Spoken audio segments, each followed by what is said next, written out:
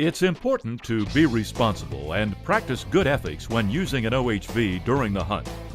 Being responsible means obeying the laws, rules, and regulations that pertain to hunting and OHV use.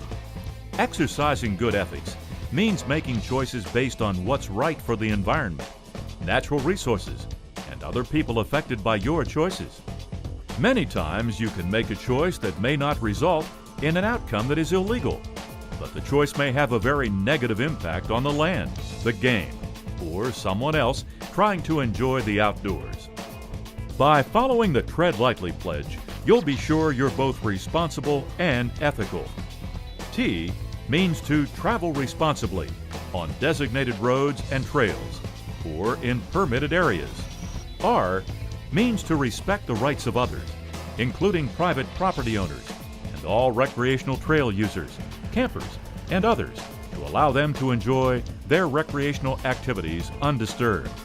E means you should educate yourself by obtaining travel maps and regulations from public agencies, planning for your trip, taking recreation skills classes, and knowing how to use and operate your equipment safely.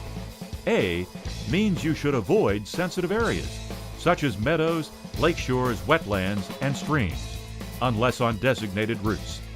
This protects wildlife habitat and sensitive soils from damage. And D means you must do your part by leaving the area better than you found it, properly disposing of waste, minimizing the use of fire, avoiding the spread of invasive species, restoring degraded areas, and joining a local enthusiast organization. The Tread Lightly principles should be applied in all your outdoor pursuits, both motorized and otherwise. There are also some specific steps you should take to ensure you are acting in the most responsible and ethical way when using an OHV during the hunt. Never use an OHV to stalk, chase, drive, or harass animals. Besides being illegal, it violates the principle of fair chase. What is fair chase? The often cited and widely accepted definition of fair chase, as provided by the Boone and Crockett Club, is fair chase is the ethical, sportsmanlike, and lawful pursuit and taking of free-ranging wild game animals in a manner that does not give the hunter an improper or unfair advantage over such animals. Stay out of wetlands and muddy areas. If the road or trail you're on is too muddy, using it could damage the route and cause erosion and soil displacement into streams. Think while you ride. Always ask yourself, am I causing damage? Am I riding in a manner that causes the least possible impacts? To put it simply, do what's right for the ground and our natural resources. Ride only on legal designated routes. Riding cross-country can damage sensitive soils, plants, and can disturb and displace wildlife and impact habitat. Other riders are likely to follow your tracks, and a new illegal trail could be the unintended result.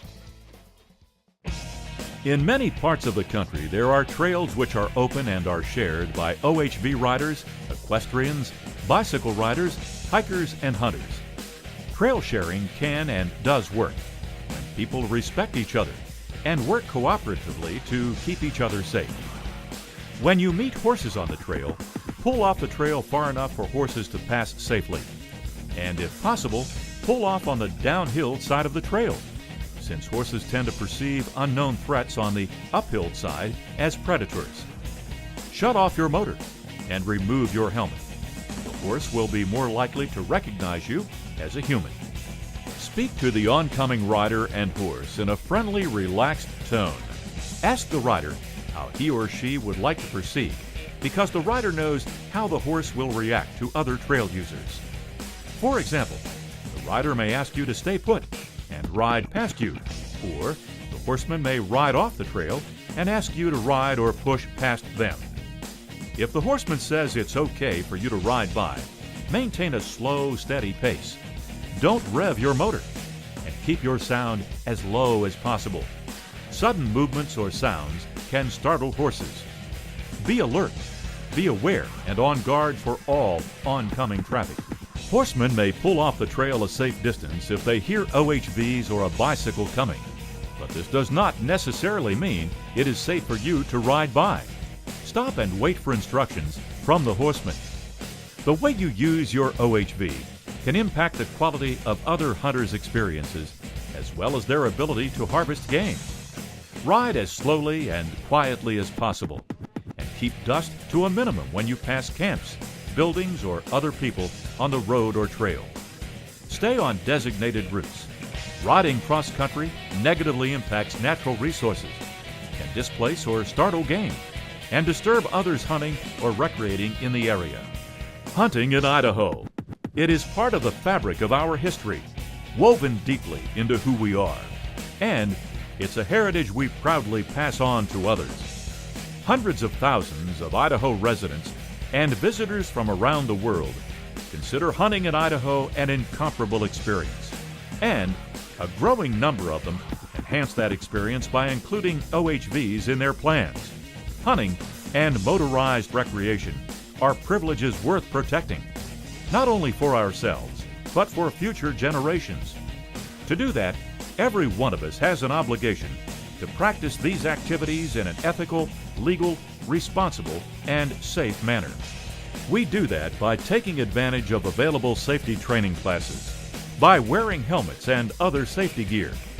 We do it by heeding all registration and licensing requirements, and by understanding and obeying all rules and regulations, and by constantly practicing the know where you go philosophy, by obtaining current maps before entering an area, and by always staying on designated roads and trails. To put it simply, if you aren't sure about the trail, don't ride on it. Respect and protect our natural resources. Above all, be aware of the impact of your actions on the environment and the enjoyment of others who are sharing with you the Idaho outdoor experience on public and private lands. Idaho, hunting and motorized recreation. It's an experience unlike any other on Earth. So enjoy it responsibly.